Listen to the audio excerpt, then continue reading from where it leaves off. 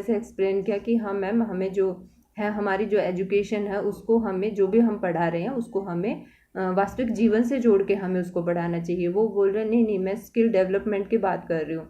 मैंने कहा हाँ जी मैम, वो तो है ही, NEP में है, जैसे कि उसमें दिया हुआ है कि 6 क्लास से ही आप कुछ ऐसे ले सकते हैं, स्ट्रीम ले सकते हैं जो आपको भविष्य के लिए आपको तैयार करते हैं, ऐसा करके मैंने उनको बताया। तो वो बोले ठीक है ठीक है।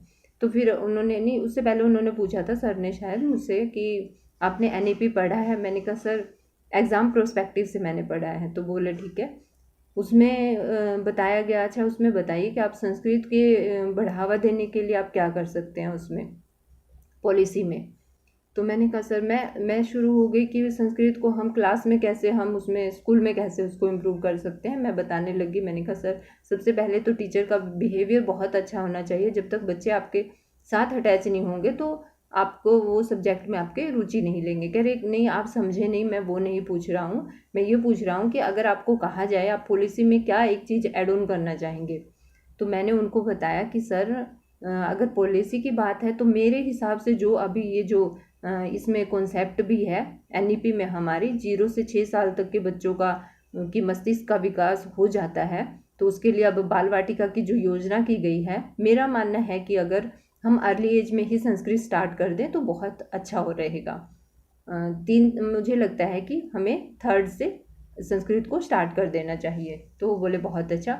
तो उन्होंने बोला कि ये पॉइंट नोट कर लिया जाए, और क्या आप बताना चाहेंगे और क्या ऐड ऑन किया जाए। मैंने कहा सर फिलहाल इस टाइम पे मैं यही सोच पा रही हूँ, और तो मैं क्या बता सकती हूँ। फिर मैंने उनको नहीं और कुछ नहीं बोला। तो बोले ठीक है ठीक है। फिर मैम ने मुझे बुक दी, एक अपने आप से उनके सामने रखी थी, मुझे ध्यान नहीं है वो कौन सी क्लास की थी, उसमें लेसन है सदाचार।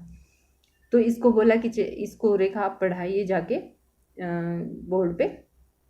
मतलब आप मान लीजिए कि आपके पास कोई TLM नहीं है तो आप कैसे इसको पढ़ाएंगे। फिर मैंने वो पढ़ाना शुरू कर दिया, जैसे कि मैं क्लास में करती हूँ या हम देखते भी हैं वीडियो में, हमें सबसे पहले प्रस्तावना बोलनी होती है। तो मैंने वहीं से स्टार्ट किया, क्योंकि जो भी जितने भी हमारे सुभाषित हैं वो हमें कुछ अपना जीवन में अच्छा करने की प्रेरणा देते हैं। सदाचार से मतलब है अच्छा आचरण, अच्छा व्यवहार। तो मैंने बोला कि बच्चे आप लोग जब कुछ अच्छा काम करते हैं अपने घर पे तो क्या आपको वो मम्मी पापा शाबाशी देते हैं? वो हाँ हाँ सही है, देते हैं ना, अच्छा लगता है ना आपको, अच्छा व्यवहार करना आपको अच्छा लगता है ना। हाँ जी ठीक है।